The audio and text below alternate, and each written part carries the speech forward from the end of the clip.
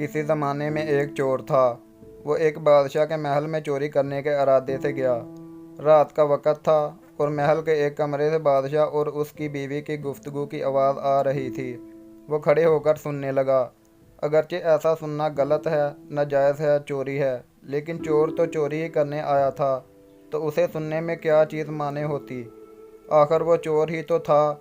उस चोर ने सुना कि बादशाह अपनी बीवी से कह रहा है कि मैं अपनी बेटी की शादी ऐसे आदमी से करूँगा जो नहायत मुत्तकी, परहेजगार हो, बहुत अल्लाह वाला हो। दिल में एक हिरस पैदा हो गई। अब वो चोरी करना तो भूल गया, लेकिन धोखा देने पर उतर आया और घर जाकर बहुत देर तक सोचने लगा कि किस तरह मैं इस बात में कामयाब हो सकता हूँ। फिर एक तदबीर उसकी समझ में आई कि बादशाह के महल के करीब एक मस्जिद है। उसमें जाकर बुजुर्गाना लिबास पहनकर और उनकी वज़ाकता अख्तियार करके वहाँ दिन रात इबादत में मशगूल होकर बैठ जाऊँ, तो शायद ये बात बादशाह तक ज़रूर पहुँचेगी कि कोई आदमी यहाँ ऐसा मुत्तकी परहेजगार है जो दिन रात अल्लाह की इबादत में मसरूफ़ है। तो हो सकता है कि बादशाह की निगाह मेरे ऊपर पड़ जाए और मैं शहज़ादी से शादी के लिए चुन लिया जाऊं। ये उस चोर का एक नहायत हकीर और जलील दुनियावी मकसद था जिसके लिए उसने ये इरादा किया।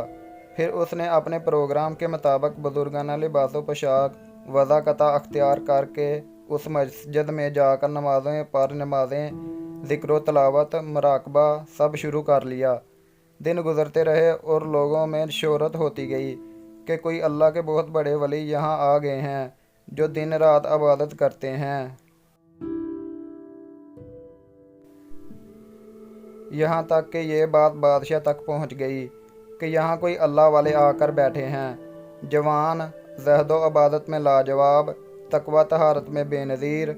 जब बादशाह को ये बात मालूम हुई तो उन्होंने अपने इरादे के मुताबिक गौर फ़िक्र शुरू कर दिया कि शहज़ादी के मतलब जो सोचा था उसके लिए इसी का इंतखाब क्यों ना कर लिया जाए। बादशाह ने इस सिलसिले में गुफ्तगू के लिए अपने वज़ीर को भेजा।